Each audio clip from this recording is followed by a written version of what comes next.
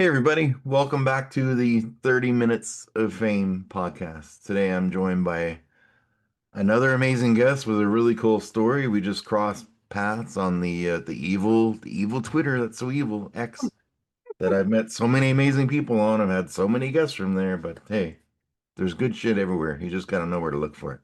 That's right. So, Shelli, the Queen of Carni, That's me. welcome to my show. Thank you for having me. I'm excited to be here. Now, for all my Canadian watchers, it's not Carney like Carney, our Prime Minister. It's No, Carnivore. Thank goodness there's no tariffs on carnivore. Yes, 100% tariff free on my show. that's But right. yeah, so you've lost 140 pounds, I and have. wow, let's start with the how you discovered the carnivore diet and how that differ from everything else you tried before. All right. Well, I was 53 years old last year when I discovered carnivore, and I had tried everything. I've been struggling with my weight and obesity. I had a eating disorder. I'm a binge eater, and I started having issues with that when I was about 6.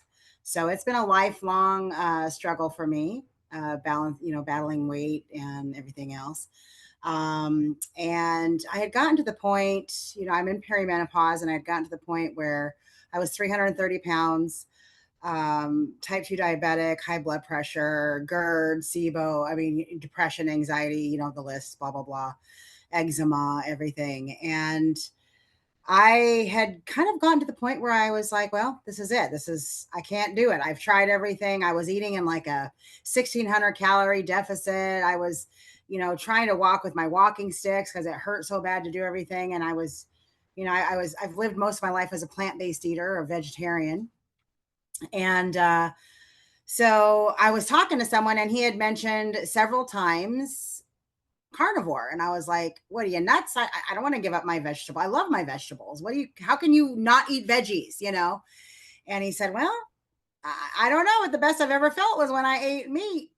So he sent me a podcast. I think it was Jordan Peterson.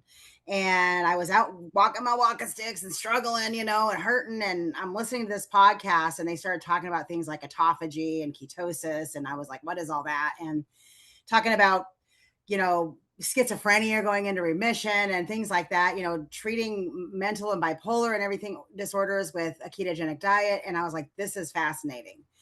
And so I got home, and I had transitioned to another podcast. I think Dr. Sean Baker was on the Primal podcast, and I was listening to that, and I was like, well, you know what? Screw it.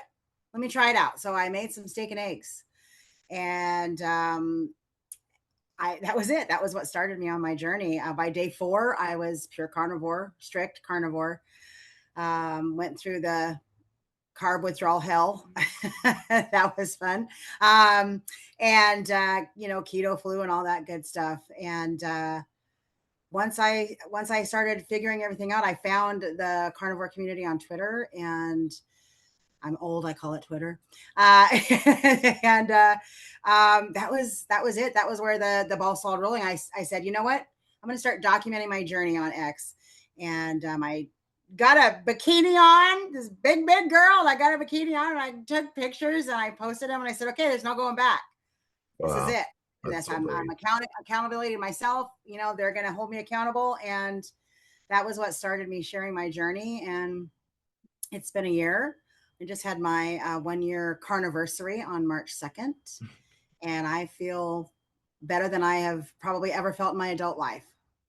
You know So, what? That's inspiring. I've got a picture hidden in my back pocket here from I went to the Dominican in 2010. uh, And at that point I was like 396 pounds. And it's a shirtless picture of me on a beach. I'd never had a shirtless picture anywhere before.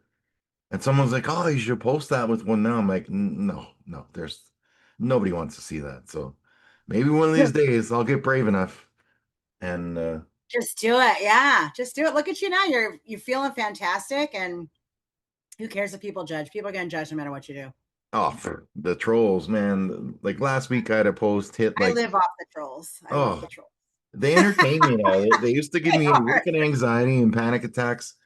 Arnold Schwarzenegger had posted a picture of me and my daughter because I posted one when we were big, and then we're at the gym. And Wow. sadly, I deleted it because I had my mind wasn't good then. I was just getting started.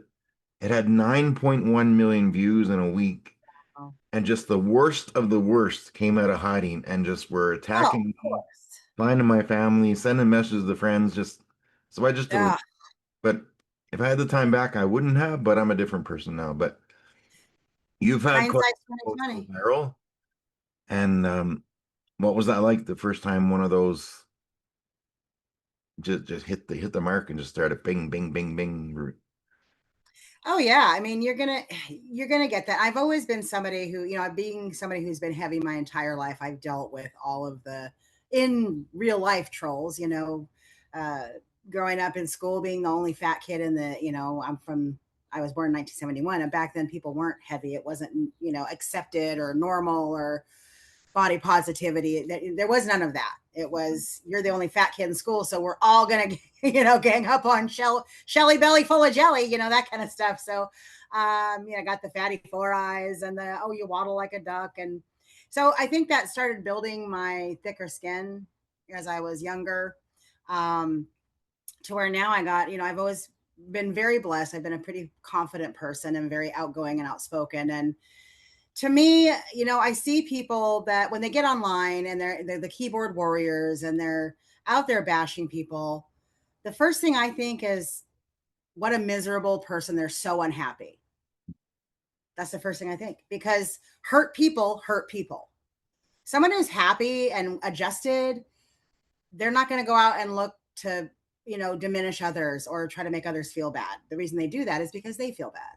So when you look at it in that approach, it's like, okay, you're kind of sad and pathetic. I feel sorry for you that you're so miserable. You're going to find some stranger on the internet that's trying to better their life and find something negative about it. So that's really how I see them. And now as an influencer, I see them as like, hey, engage my post. Let's go. Like, Yeah. thanks for the engagement. Appreciate you. So, So that's really how I see that. Now I've been very fortunate. I haven't had anybody do what happened to you, where they're like messaging your family members and whatnot. That's awful. And that takes trolling to a whole new level. oh, it I was mean, bizarre. This one, I found out who it was, but they'd take my Facebook pictures and make fake accounts as me, and then wow. start adding all my friends and just be like, oh, it was just ridiculous. Someone, but Now now, you think about that person, yeah, like how miserable that human being is, yeah. how pathetic, really. That's so pathetic to make your whole life about ruining or making fun of somebody else or trying to shame someone else. It's really actually pathetic. Well, you know what? Now I can laugh at it. Before, if I get like one troll, that would be in my head for like 4 days, and I'd lose sleep over it.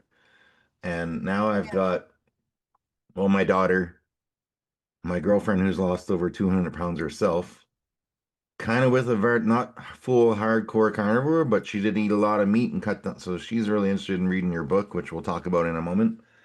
But my girlfriend and my daughter on my noise canceling headphones, which means it I doesn't love matter that. what the hell you say to me. When they look at me and they say, "Hey, I'm proud," or last night we went to a gym together, me and my girlfriend, and we planked for a minute. It's the first time we've ever tried it. But we lasted a minute, and I'm like, that's not a bad start because things were That's changing. awesome. I can't plank for a minute. But at about the 50-second mark, we look at each other and we're both shaking and like, You're like, okay, 10 more oh, seconds, come on.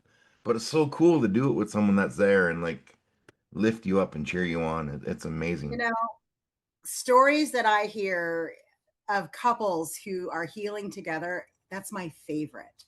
I get comments in my on my posts a lot with, I've sent your post to my wife, or we're doing this together, or she's been watching your content and now she wants to, try it. And that like makes me so happy, because I think that is like the ultimate form of love and support for each other, is when you can be accountable and you can go through the hard stuff together and hold each other up. And I just think that's a beautiful thing. I really do.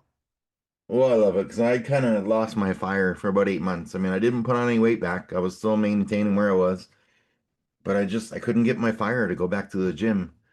And then my local gym here 2 months ago put up the special for like $15 every 2 weeks, and which is nothing. And Right. it's like cheaper than a Big Mac combo. But Right. right, and that's the way I Anymore. look at God, everything. it's like Red Lobster at McDonald's. Yeah.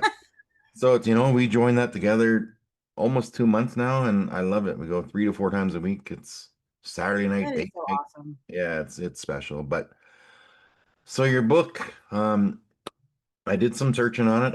I've loved to read it, but I do know you talk about fixing your metabolism instead of just focusing Yes. on weight loss.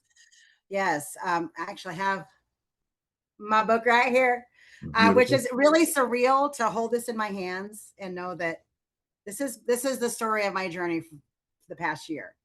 And something that I found out kind of at the beginning, or discovered at the beginning, was how important it is to heal the inside. It's all about the inside. It's all about your metabolism, your hormones, your insulin, um, your mindset. That's Mm. huge. Meat, movement, mindset. Those are my three pillars. And so when you look at your metabolism and you look at how elevated insulin over long periods of time creates insulin resistance, which type 2 diabetes, and all these other problems that go along with it, at the core, it's your metabolism, it's your fat, it's the way you process uh, energy, it's the way you create energy. So healing your metabolism should be the first and the foremost in my mind, and that's what I teach, is healing your metabolism by giving it the things that it needs.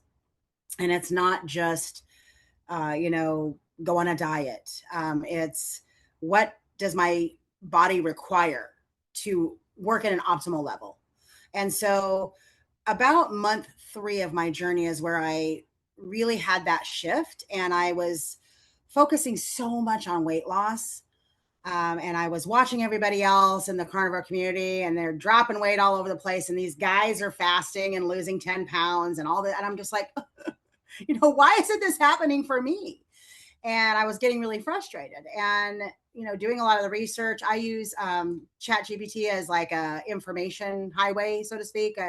It's kind of like my sounding board and my research buddy.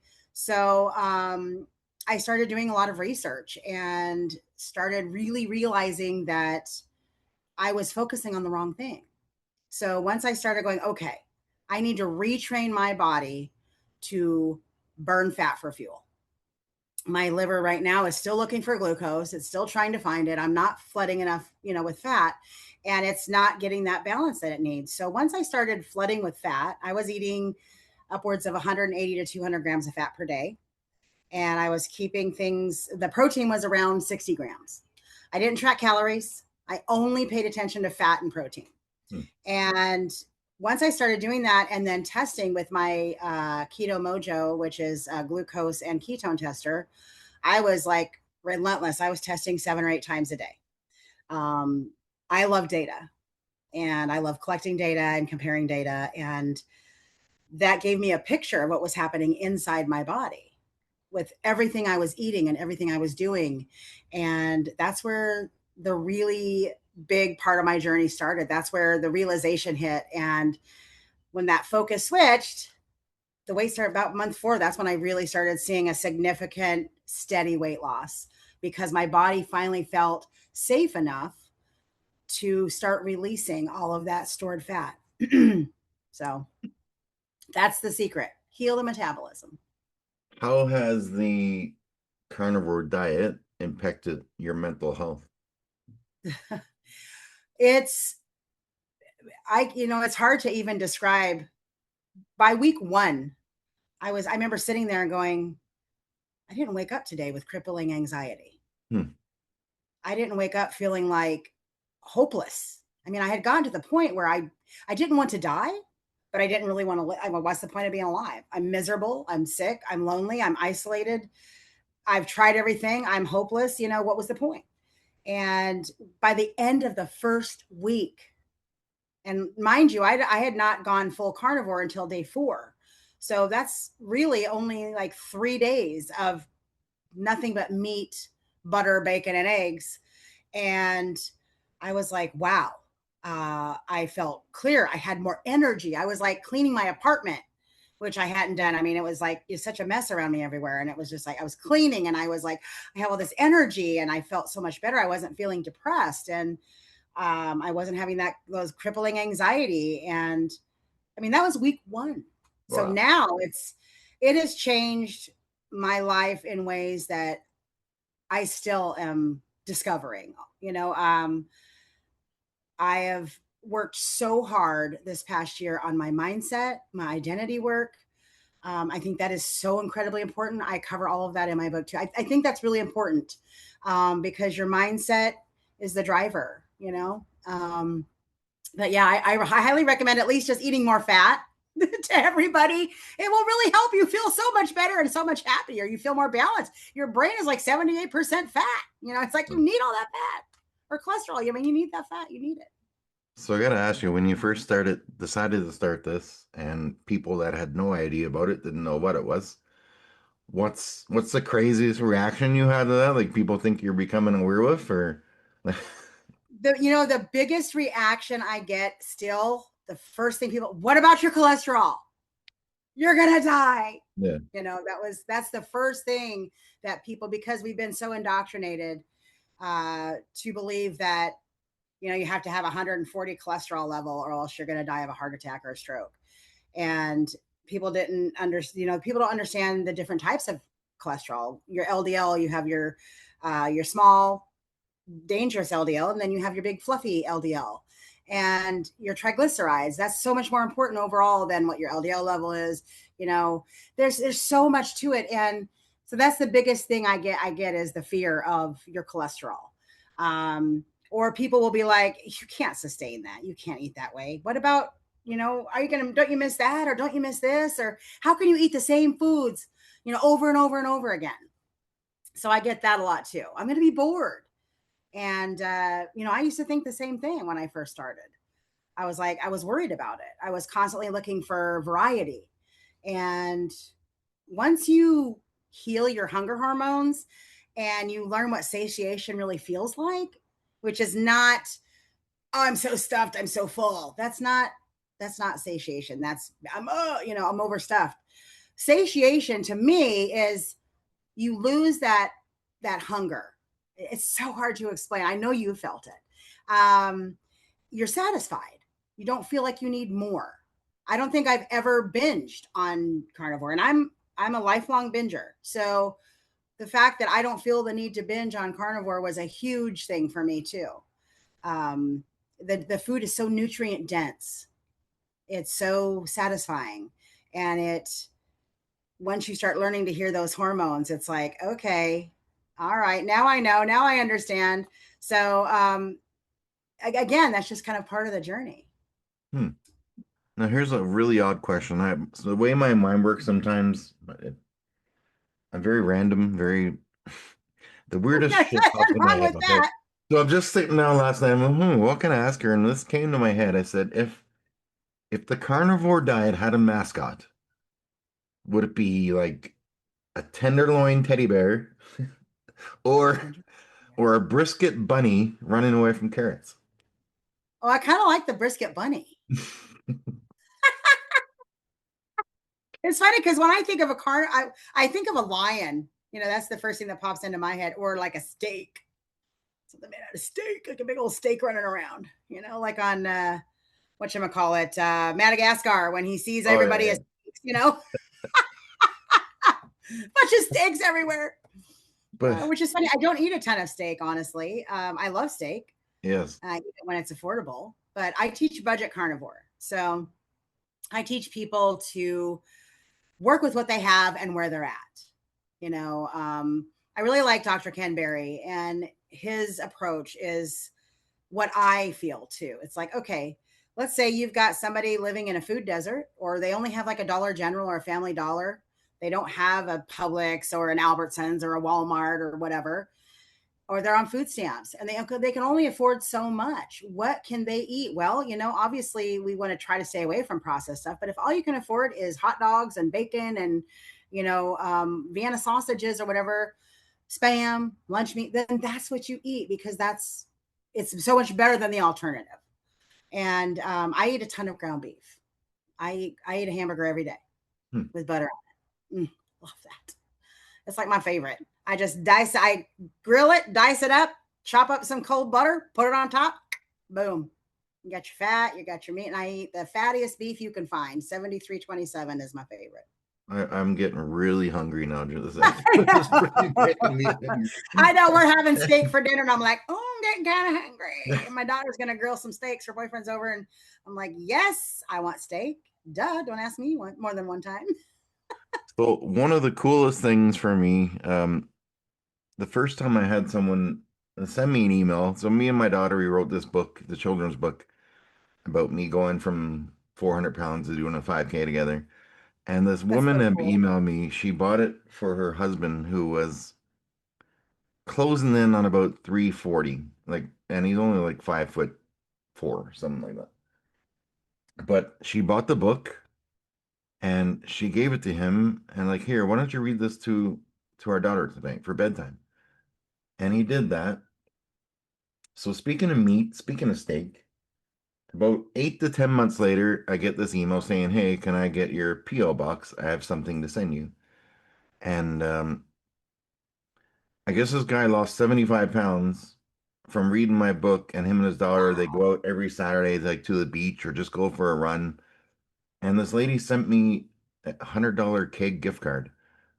And That's so it was awesome. one of the coolest things that ever happened. So when people read your book and they get help or they make a change and you hear back from them, for me, Ugh, that's like a rock singer that hears people sing along with their music for the first time. that is a great analogy. It's so incredibly humbling to have someone come back to you after they've read your book, and it helped me. It inspired me to make a change. I mean, that is the goal. I Hmm. didn't start this journey thinking, oh, I'm going to write a book, I'm going to become an influencer, I'm going to try to help people. None of that was even on the radar. I just wanted to heal, I wanted to feel better. And so having that impact, absolutely, it's like a rock star listening to someone sing along to their song. I love that. That's Yeah, great. it's kind of like the I made it moment that you hear about. You can watch clips on TikTok and stuff when bands have their I made it moment. Yep. Like for me, like I have off days. I almost shut this whole thing down the other day. I was so pissed off. But there was a guy I had on my second last episode. He's a rapper and he writes songs about addiction. And every song is his life journey. And when he came on with me, he had his hoodie on, closed down, his head was down, kind of like this, really nervous, really shy. About 20 minutes in, I noticed the hoodie was off and he didn't even realize it. And I couldn't get him to stop. I didn't want him to stop talking, but I couldn't get him Right. to stop talking. And by the end of the episode, he's got this big smile on his face, the hoodie's down, and just him saying, that episode, just doing that changed me. Like, Yeah. giving me some confidence. And now it's like the other day he came to me because I had posted something weird about I was going to take a little hiatus and all this shit. I had one of my moments. I still get them every now and then. Be like, dude, Right. Oh, we all do. Yeah, all absolutely. right. And then my girlfriend's like, go back and look at those three pictures and look at that one impact you had on that guest. To me, that's more valuable than an episode getting 10,000 plays or, 100%.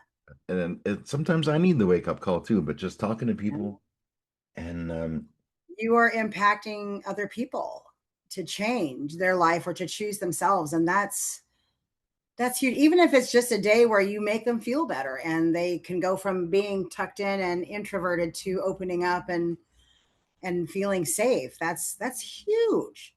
You've impacted his life. And that's what I love doing too, is helping others. And I've always been a teacher and a healer and a helper. And I absolutely love that. And I want to help everybody. I want everybody to feel good. I know I'm going to put all the links in the description there before your book, but you want to just hold it up a little closer so people can, Yeah. I apologize. I forget the title. It's Uh, called This Is Not About Weight Loss. And the reason I titled it that was because it's not about weight loss. It's about healing your metabolism, healing your body.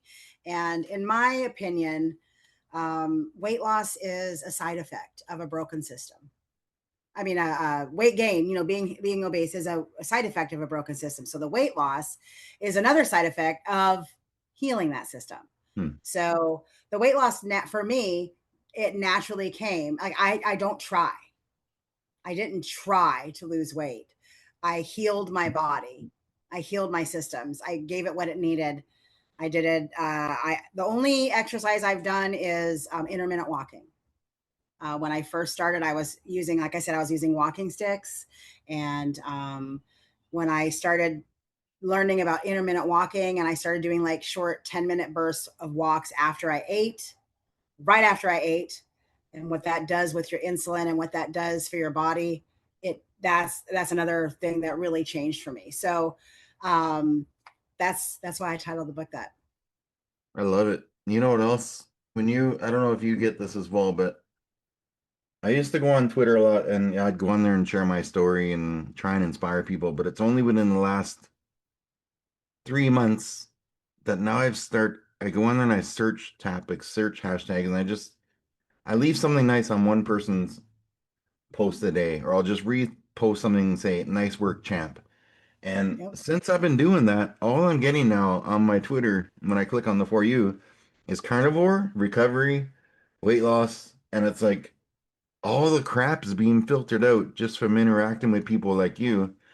And there's another lady I've been talking to that's coming on my show shortly, the chief of beauty staff, who's just, I think she's interacting on both of our posts, but it's just being kind can be so amazing when there's so much crap going on right now with all of this crap going on over Middle East and tariffs and Oh people yeah. fighting. And there's a lot of kindness. Like Mr. Rogers used to say, you gotta just look a little harder. You got to look a little harder and find the helpers. That's it. Like The Mr. help. Rogers, Always always look for find the the helpers. helpers. I remember that. Find the helpers. And that's what we are. We're helpers, and that's exactly right. I love spreading joy and positivity. That's something that I've always done. I've always been a very upbeat, positive, happy person. And I always try to look at the bright side of things. And I always try to cheer the people on. And I think that that's so important because we are a community and we are building a community. And, something that I think people forget, social media is an echo chamber and it's not the whole world. I was talking to my daughter about this today. I was like, it's a small portion of the population that lives and contributes the panikin type mentality and the brazen headlines and the shock value. It's a small percent. The rest of us are just normal people who just want to like go, do our thing, build our families, build our community, and live a good life. And I think the more that you spread of that feeling and that energy, the more that comes back to you. I really believe in that. So you're You know, doing a good thing. you know what's funny is some of my episodes have like 15 to 20 plays, and sometimes I'll just sit here because I look out my front window, I see people walking by. But if I look at Mhm. my back window, it's people driving by. So let's say an episode gets 1,000 clicks, but only 20 full plays. Well, you know what? If there was 20 people right there saying, "Hey, man, I just watched you and your guest for 45 minutes. Good job." That would look pretty impressive when you don't worry about That's the people just a driving by. fantastic. That's a fantastic way to look at it, and more people need to do that because I think so often, we put a lot of work into our content. We put ourselves out there, and sometimes it can be discouraging when you see, the analytics or whatever. When you step back and you think of it exactly the way that you do, it's like if I have a post that, has so many views, it's like, wow, that's real people. If I was sitting in a room with those people wanting to hear my conversation. And that's very impactful. It's a really great way to look at it. I love it. So, everybody, check the link in the description. Go pick up a copy of Shelli's book. Um, we accidentally crossed paths, but I'm glad we did. I am too. I'm looking forward to, well, my girlfriend's really anxious to read your book, so we're going to be getting a copy, and maybe we'll share it. But maybe we can do a follow up once we've read it. But That'd be great. I'd love to hear what your thoughts are. I've got one more question for you, and then we'll get out of here. But All right, sounds good. a 100-meter pigeon carrying contest. Okay. How many pigeons could you fit in your arms and still have in your arms at the end of the 100-meter race? You mean how many can I like hold on to the whole time? Yeah, how many could you carry? 100 meters. Are they like really anxious pigeons? Are they like No, squirming and they're are they tame. like They're tame they're like pigeons. chilling? They're not medicated. They're just well-fed pigeons. I bet you I could do like 5 on each side. 5? Yeah. That'll put you in about the top. That's usually the most common answer, 5 to 7. Is it really? The lowest was 0. Lady had a phobia of Canada geese and pigeons. Oh, well, yeah, I I think mean, the that would top do was it. like 250 or 300, but that was just That's insane. 5 is realistic. I mean, I'm a mom and I'm a woman, so I can carry like 72,000 things at one time. So yeah, 5 on each side. I mean, that'd be super easy, especially if they're awesome. just chilling. Well, I appreciate you coming on with me. Everyone, check out that book. Go pick it up. Go eat some meat today. I know I'm starved right now, and Yes, it's go about eat a dinner steak, time. go eat some eggs. Except bacon. I'm in a little town of 3,000 people, and bacon sometimes here is like almost $19 for a little pack. So Well, it's then you have to be very strategic with your bacon, and it has to be kind of like a side dish, not a main course. that's true. But then I just pick up the really fatty bacon and put it in the air fryer, and it's same There difference. you go. There you go. All right. Well, keep being awesome. If you want to use that line about the singer, you can have that one. But I like it. I like it a lot. I don't know where I came up with that. It's much better than the weird It's a questions I great thought of at analogy. 1 o'clock in the morning last night. Well, thank Everybody you out so there, much for so having me on. I yeah, appreciate it. yeah, just find someone struggling, find someone playing music, find someone that's posted something just new and just say something nice to one person every day. You can change Everybody should someone's be life. doing that. Spread the message. Everybody out there, do that. Find one person and say something encouraging. Beautiful. All right, everyone. Have a great day. Don't forget to like, subscribe, all that cool shit my daughter tells me to say that I don't really care Do all about, the but things. have a great day.